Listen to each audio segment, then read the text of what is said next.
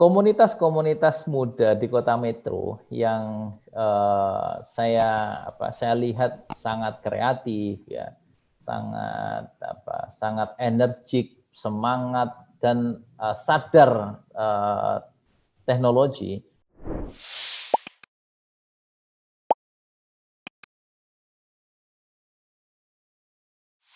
Saya ucapkan selamat datang kepada pemateri Bapak Eko Desrianto SHIMM yang akan menyampaikan materi mengenai ekoturisme. Singkat saya sampaikan mengenai pemateri atau Bapak Eko Desrianto. Beliau adalah Presiden Direktur IDEA Indonesia Corp, Direktur PT IDEA Indonesia Academy, dan masih banyak lagi tentang beliau yang tidak dapat saya sampaikan satu persatu. Baik, tanpa menunggu lebih lama lagi, kepada Bapak Eko, saya persilahkan untuk menyampaikan materi 30 menit dari sekarang. Alright, thank you Mbak Nadia. Assalamualaikum warahmatullahi wabarakatuh. Thank you teman-teman semuanya. Kalau saya lihat ini sepertinya rekan-rekan tidak hanya dari Metro ya, dari Universitas Negeri Medan dan segala macam hadir. Hari ini saya diminta untuk ngobrol, diskusi ringan tentang ekoturisme atau ekowisata. Dalam hal ini kita akan bicara tentang ekowisata perkotaan. Saya sendiri punya beberapa pengalaman terkait membangun wisata dan ekowisata, yang salah satunya saya dengan beberapa sahabat dulu ketika masih di Jogja, itu mulai membangun atau menginisiasi desa bahasa di salah satu kabupaten di Jawa Tengah. Terus kemudian lama juga saya bicara atau saya berkecimpung gitu ya di salah satu desa bahasa di Jawa Timur, yang saya kira itu juga bisa kita klasifikasikan sebagai sebuah ekowisata, dibandingkan hanya kita berbicara tentang seperti ini umpamanya Taman Komodo di Flores ya, Raja Ampat di Papua, kemudian Kawah Ijen di Banyuwangi Jawa Timur, atau seperti ini. Jelas kita tidak punya, apalagi kota metro, kita tahu memiliki banyak keterbatasan sumber daya alam. Mungkin yang kita punya ini ya, Mayungi di Metro Timur. Nah, lalu apa sih sebenarnya? Mari kita bareng-bareng membangun satu konsep tentang bagaimana sebuah ekowisata itu bisa dibangun. Yang pertama adalah aspek-aspeknya kita harus pahami dulu. Saya tidak berbicara tentang sejarah, definisi karena terlalu lama, waktunya apalagi hanya setengah jam. Beberapa yang yang kemudian harus diperhatikan, dan kita sama-sama, saya dan teman-teman semuanya harus memperhatikan adalah bahwa sebuah ekowisata harus muncul dari tujuan untuk mengkonservasi sebuah lingkungan atau sebuah alam, atau juga sebuah budaya. Nah, kemudian jadi tidak sekonyong-konyong sebuah ekowisata itu dapat muncul ketika ada kemauan, tapi ada sesuatu yang ingin dikonservasi oleh sekelompok orang atau sekelompok masyarakat. Nah, sehingga dalam membangun ekowisata itu keterlibatan masyarakat menjadi kunci utama ya, menjadi kunci utama ketika akan membangun ekowisata. Jadi ekowisata itu dalam bahasa yang lain tidak bisa top down, tetapi lebih pada inisiasi bottom up, diinisiasi oleh sekelompok masyarakat untuk kemudian mengkonservasi sesuatu yang berharga mungkin di lingkungannya atau budaya yang perlu dihidup-hidupkan. Nah, maka kemudian itu bisa menjadi aspek-aspek penting utama dari membangun sebuah ekowisata. Kemudian ekowisata itu lebih memperhatikan nilai konservasinya dibandingkan dengan nilai komersialnya. Oleh karena itu pembatasan operasional terhadap sebuah pembatasan operasional dan kunjungan ya, kita tahu bahwa wisata itu cenderung mengumpulkan orang banyak. Satu-satunya atau main income ya, bukan satu-satunya, tapi main income dari atau nilai ekonomis dari sebuah kegiatan pariwisata adalah mengumpulkan sebanyak mungkin orang. Semakin banyak orang datang, maka nilai komersialnya semakin tinggi. Nah, tetapi di dalam sebuah konsep ekowisata yang benar, ini aspek keterbatasan atau pembatasan jumlah kunjungan, keterbatasan jam operasional itu harus ditetapkan oleh operator sebuah ekowisata. Kalau saya boleh katakan dengan bahasa operator ya. Kemudian karena ini sifatnya adalah bottom up, maka biasanya ekowisata itu harus juga terlepas dari kepentingan kapitalis. Nah, teman-teman tahu lah bahwa saya ini pengusaha gitu, jadi pebisnis. Jadi kalau saya ngomongin ekowisata itu sebenarnya saya bicara tentang ekowisata dari perspektif kapitalis kira-kira gitu ya. Nah, tapi that's okay. Karena initially saya sebelum ya boleh saja ya penggerak ekonomi ekowisata itu kemudian kedepannya jadi ekonomi ya jadi pengusaha kan boleh saja gitu ya. Tapi bahwa ketika sebuah kota ya, atau sebuah masyarakat ingin menggerakkan roda ekonomi melalui ekowisata, ini sangat dimungkinkan. Oke. Yang berikutnya adalah prinsip pengembangan ekowisata itu seperti apa? Jadi ada orang-orang yang harus mampu membaca, ya, mengidentifikasi adanya potensi lokal untuk bisa dijadikan objek ekowisata ini. Jadi karena ekowisata itu memang bottom up gitu ya. Jadi memang harus ada orang-orang yang memulai. Jadi pertama meramaikan atau mengurusin ya, membuat konsep dan segala macam. Tentang potensi lokal apa yang dapat ditemukan dan dapat dikembangkan. Yang kedua, karena tadi sifatnya adalah tujuannya adalah aspek konservasi.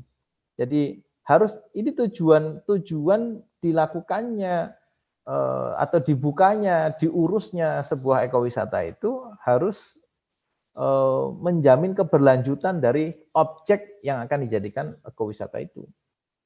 Nah, yang berikutnya adalah prinsip kemitraan. Jadi bahwa ekowisata itu harus dibangun dari kekuatan masyarakat secara komunal, ya, secara bersama-sama. Dan ketika nanti kita akan bicara tentang bagaimana sebuah ekowisata itu terintegrasi dan tidak hanya melulu tentang objek, ya, tidak hanya melulu tentang sebuah destinasi ekowisata, tetapi nanti ada integrasi yang harus terbangun antara objek dan hal-hal supporting system lain yang bisa jadi itu berupa sistem transportasi, kemudian akomodasi, konsumsi dan yang lainnya. Oke, saya lanjutkan. Yang keempat, prinsip pengembangan ekowisata adalah edukatif. Sebuah ekowisata harus dikembangkan dengan prinsip memberi pendidikan kepada masyarakat lokal maupun masyarakat umum bahwa ini ya objek ekowisata ini adalah sesuatu yang penting yang perlu diketahui yang pada prinsipnya orang atau sekelompok masyarakat itu menganggap penting bahwa objek tersebut harus diketahui dan dipahami keberadaannya oleh banyak orang karena ada unsur edukatif atau harus ada prinsip edukatif dalam mengembangkan sebuah ekowisata ini. Nah, yang berikutnya, ekowisata tentu prinsipnya ketika mengembangkan sebuah ekowisata itu harus dengan perencanaan yang matang. Karena kalau kita tidak merencanakan sesuatu itu kan sama saja dengan kita merencanakan kegagalan.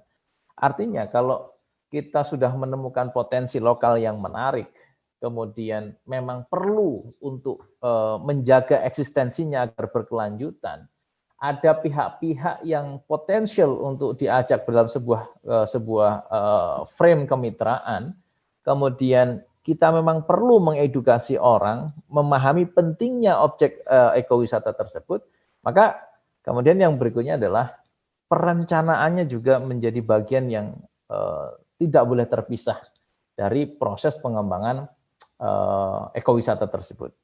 Nah, maka yang terakhir, walaupun ini berasal dari bottom up, dari masyarakat dari komunitas sebuah masyarakat, apapun sebenarnya bisa dijadikan ekowisata.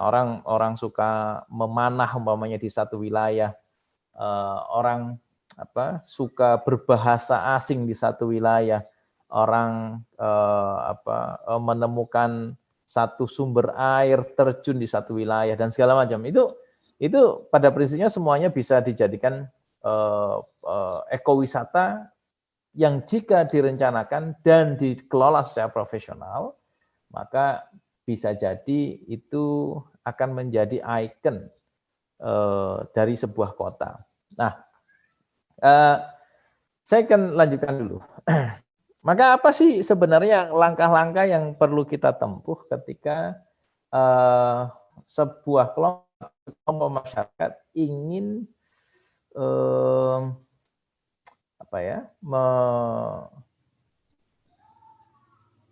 ingin menuju, atau langkah-langkah yang kita perlu ambil menuju penciptaan sebuah ekowisata yang sesuai dengan tujuan kita. Yang pertama adalah kita perlu membangun kesadaran masyarakat tentang ekowisata. Saya ambil contoh ya, ada satu daerah yang punya kesenian yang atau punya budaya, kebiasaan masyarakat yang baik, yang unik, ya. Tetapi tidak ada kesadaran dari masyarakat itu untuk mengekspos lebih dan mengelola budaya itu dengan daya tarik yang lebih, gitu ya. Maka itu akan sekedar menjadi sebuah tradisi. Tetapi berbeda dengan umpamanya kalau kita lihat di Dieng. Dieng itu ada upacara cukur gimbal, ya, mencukur rambut anak-anak yang berambut gimbal, ya. Itu kemudian dikelola sedemikian rupa oleh pemerintah, oleh masyarakat, semua stakeholders, kemudian turun tangan, urun rembuk, bahkan urun modal. Maka kemudian mereka sadar akhirnya, bahwa cukur rambut gimbal di Dieng itu setiap tahun mendatangkan ribuan wisatawan. Dan dari situ kemudian objek-objek wisata di sekitarnya itu menjadi Candi Arjuna ya, gitu ya. Kemudian Kawah Dieng itu sendiri, bahkan kebiasaan menanam kentang, ya, masyarakat di sekitar di sekitar lereng Gunung Dieng itu menjadi sesuatu yang bisa dikomersialkan, tetapi tidak merusak lingkungan. Nah, kira-kira gitu. Kenapa? Karena ada satu kesadaran dari masyarakat untuk membangun ekowisata yang awalnya itu tadi melalui cukur rambut gimbal, kemudian Kawah Dieng, Candi Arjuna. Kemudian sekarang ada agrowisata baru yang dapat dijalankan dengan sangat baik di sekitar Dieng itu. Yang kedua adalah langkah yang perlu diambil untuk menuju sebuah masyarakat dengan ekowisata yang baik adalah mendorong mereka menginisiasi ekowisata secara bottom up. Nah, inisiasi yang mereka harus lakukan itu antara lain adalah bahwa sekelompok masyarakat ini dikelola dengan sedemikian rupa untuk banyak mengabarkan kepada orang lain melalui media sosial umpamanya, kemudian mengorganize atau mengambil spot-spot yang menjual untuk kemudian bisa diekspos kepada publik dan mengajak. Jadi orang-orang yang menginisiasi ini harus rajin-rajin memperkenalkan dan mengajak para calon visitor atau calon penikmat destinasi ekowisata ini, dan ini harus dilakukan oleh sekelompok masyarakat itu secara intensif. Karena kalau seandainya sekelompok masyarakat ini tidak melakukan secara intensif, secara bottom up, mereka kemudian menunggu orang lain, menunggu bantuan dan segala macam, maka ini akan lebih lama, bukan berarti tidak mungkin untuk bisa dilakukan. Yang ketiga adalah ketika sebuah destinasi wisata, ekowisata itu ada, apakah kemudian ini pasti bisa jalan? Belum tentu. Belum tentu ya. Karena apa? Karena ekowisata itu memiliki atau membutuhkan sebuah integrasi ekowisata. Pertama itu yang ekowisata yang saya sebut tadi sebagai objek adalah atau destinasi. Itu harus melalui potensi lokal, diinisiasi oleh masyarakat,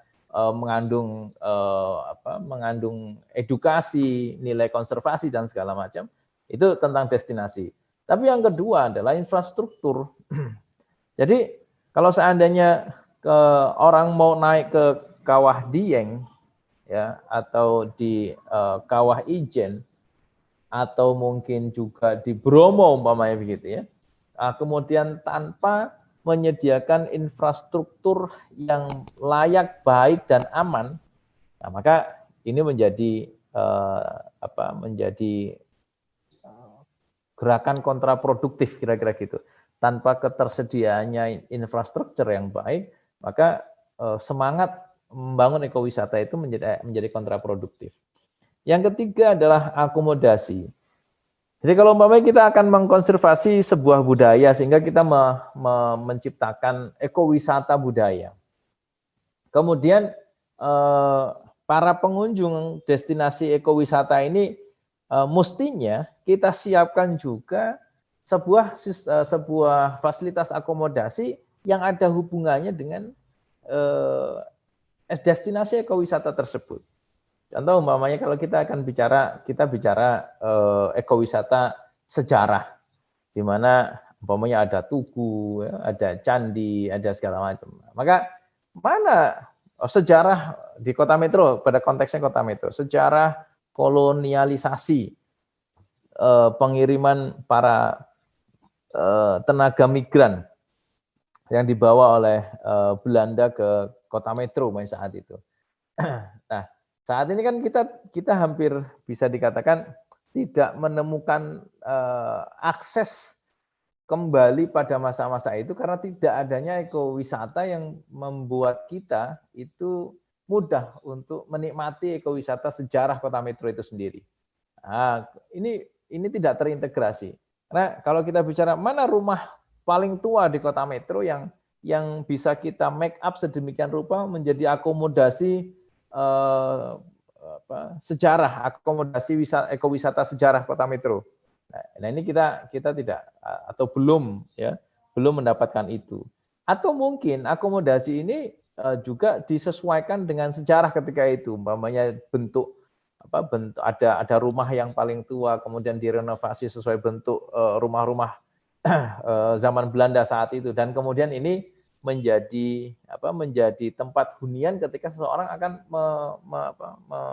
mengunjungi destinasi ekowisata yang tadi sudah diinisiasi oleh masyarakat. Nah, maka ketika ada destinasi, infrastruktur yang baik, kemudian akomodasi yang satu tema. Kalau ke Surabaya, kita ada di Surabaya itu ada namanya Hotel Majapahit ya. Hotel Majapahit itu berdiri tahun 1908. Ya, di sana begitu kita bicara tentang kota pahlawan, ya, kita sejarah atau ekowisata sejarah perjuangan negara kita ini. Nah, itu kita bisa benar-benar dihadirkan dengan satu konteks ya, satu integrasi dari destinasinya, infrastrukturnya sampai akomodasinya. Ketika kita nginepnya di hotel Majapahit di Surabaya itu kita benar-benar masuk larut ke dalam tahun-tahun di mana penjajahan Jepang, penjajahan Belanda dan segala macam. Karena memang akomodasi disiapkan sedemikian rupa dengan sangat baik. Yang ketiga adalah promosi, ya kita sudah tahu bersama bahwa ini bagian yang tidak mudah, tetapi juga atau bagian kunci ya dari sebuah boomingnya sebuah tren. Nah gitu ya. Maka destinasi wisata itu kalau umpamanya sebuah kota ingin membranding segala sesuatunya, dilakukan secara profesional, promosi ini menjadi satu hal yang sangat kunci untuk dilakukan. Dan yang terakhir adalah agensi. Jadi agen-agen, saya tidak bicara agen wisata ya atau agen penjualan tiket, bahwa agensi ini memang atau agent dari berbagai sektor, dari destinasi, infrastruktur, akomodasi, promosi. Ini ada agent, ada penggerak-penggerak gitu ya di masing-masing sektor itu maka harus diintegrasikan. Siapa yang harus hadir nanti kita bahas lagi. Kemudian yang keempat adalah menyiapkan house rules ekowisata terpadu tersebut. Jadi contoh umpamanya ada di Jogja itu makam raja-raja di Imogiri ya, makam raja-raja di Imogiri. Nah, maka kemudian di sana transportasi menuju ke arah ke dalam itu kalau tidak jalan hanya harus menggunakan kendaraan yang disediakan oleh pengelola ekowisata tersebut.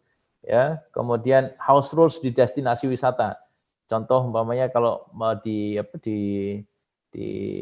makam raja-raja di Imogiri itu harus menggunakan kemben gitu ya, harus menggunakan blangkon atau jarik gitu ya.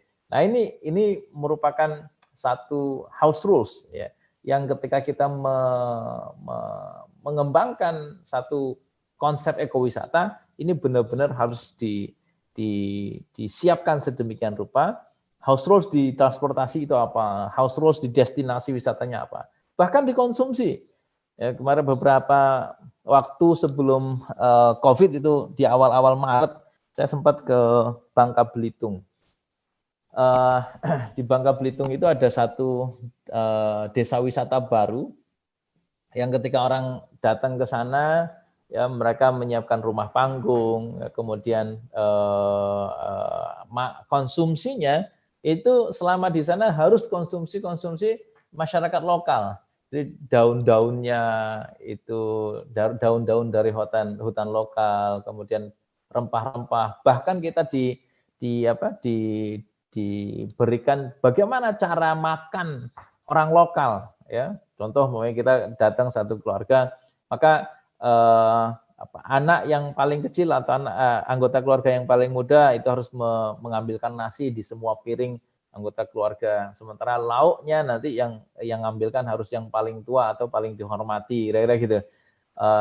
Ini cara house rules ketika seseorang atau wisatawan berkunjung pada ekowisata yang mereka ciptakan gitu. Jadi dari sisi konsumsi itu juga sudah didesain sedemikian rupa agar benar-benar menciptakan sebuah pengalaman yang tidak terlupakan. Jadi bukan hanya destinasi, tapi house rules ya, house rules atau aturan-aturan yang kita buat sebagai pengelola untuk bagaimana transportasinya, bagaimana house rule peraturan di destinasinya, bagaimana peraturan di konsumsinya, atau umpamanya di Masjid Sultan di Singapura. Masjid Sultan Singapura itu kan sebenarnya public facilities ya. Tetapi itu tempat wisata gitu, tempat wisata lokal yang siapapun yang akan masuk ke sana akhirnya harus menggunakan hijab ya, harus menggunakan jubah bagi yang muslim bagi non muslim gitu. Sehingga orang semakin penasaran tuh, semakin kadang-kadang begini, semakin banyak aturan itu orang semakin banyak penasaran. Apa sih sebenarnya ada di dalam itu ya? Ya, padahal kalau kita di sini di masjid-masjid lokal sini orang nggak pakai jilbab pun ya sudah, karena kita tidak meng-create itu sebagai sebuah ekowisata, nggak pakai jilbab masuk boleh nggak? Boleh saja gitu. Itu sebuah konsep ekowisata yang memiliki house rules. Dan kemudian akomodasi, contoh umpamanya, oh kalau kita mau wisata konservasi gajah di Waikambas gitu ya. Jadi dari mulai makan harus makan makanan masyarakat yang diambil dari hutan sekitar atau masyarakat sekitar, dimasak oleh mereka, tata cara makannya, tata cara makan mereka dari gerbang utama masuk itu harus dengan menggunakan kendaraan khusus begitu ya. Kemudian akomodasi juga harus disiapkan dengan akomodasi umpamanya rumah pohon. Itu akan jauh lebih menarik dibandingkan dengan hanya datang melihat atraksi gajah dan pulang. Kira-kira gitu. Itu ketika kita menciptakan sebuah house rules dalam sebuah Oke, waktunya tinggal 3 menit. Ya, dan yang terakhir adalah menciptakan pengalaman yang meningkatkan sensitivitas terhadap konservasi lingkungan. Jadi orang semakin mengagumi, kira-kira gitu. Ketika kita mengunjungi sebuah ekowisata, orang itu semakin kagum. Kalau memang ekowisata itu bertujuan untuk mengkonservasi sebuah budaya, maka harus menciptakan kekaguman pada budaya itu. Kalau umpamanya tujuan dari ekowisata itu adalah mengkonservasi sebuah budaya, sebuah alam atau mengkonservasi alam atau konservasi lingkungan, orang semakin kagum. Oh, ternyata. Nah, ini oleh karena itu harus menciptakan experience, harus menciptakan sebuah narasi dan story di dalam perjalanan wisata itu menjadi lebih menarik, gitu. Kira-kira gitu. Oke, yang ini saya singkat saja. Saya langsung pada pihak-pihak yang terkait. Pertama itu harus diinisiasi oleh sebuah komunitas yang tujuannya nirlaba. Karena walaupun harus berdampak secara ekonomi, tetapi orang-orang yang terlibat di dalamnya harus berorientasi nirlaba. Karena kalau seandainya orientasinya sudah laba atau orientasinya adalah financial, commercial, maka biasanya akan mudah tergiur untuk mengeksplorasi bahkan mengeksploitasi ekowisata yang dimaksud. Maka tidak tercipta sebuah atau tidak tercapai sebuah tujuan konservasi pada objek ekowisata yang dimaksud. Yang kedua, pemerintah harus turun. Pemerintah harus masuk secara dalam untuk memfasilitasi sebuah ekowisata terbentuk. Kalau pemerintah membiarkan, maka yang terjadi adalah korporasi atau kapitalisme itu akan masuk secara dalam dan tidak atau sangat sulit tercipta sebuah ekowisata yang diharapkan ketika korporasi atau kapitalisme itu masuk. Ya. Karena apa? Karena ekowisata itu biasanya dia berdampak ekonomi tapi kecil, namun merata dan berkelanjutan. Sementara para kapitalis ya itu tidak suka dengan sebuah objek bisnis yang hasilnya kecil walaupun berkelanjutan gitu ya. Biasanya return of investment-nya itu diharapkan paling harus cepat ya, harus besar, kira-kira gitu. Sustainability dari income yang menjadi fokus seorang kapitalis, bukan sustainability dari konservasi sebuah budaya atau alam yang menjadi tujuan dari ekowisata itu sendiri. Oke, saya kira sampai sini dulu, Mbak moderator. Saya persilahkan untuk diambil alih, kita diskusi saja. Monggo, saya stop screen ya. Terima kasih kepada Bapak Eko, materi yang sangat jelas sekali dapat kita serap ilmu-ilmu yang Bapak sampaikan. Baik, sebelum kita akhiri sesi ketiga pada sore hari ini, saya persilahkan Bapak Eko untuk menyampaikan closing statement selama 1 menit sebelum sesi ketiga kami tutup. Silakan Bapak.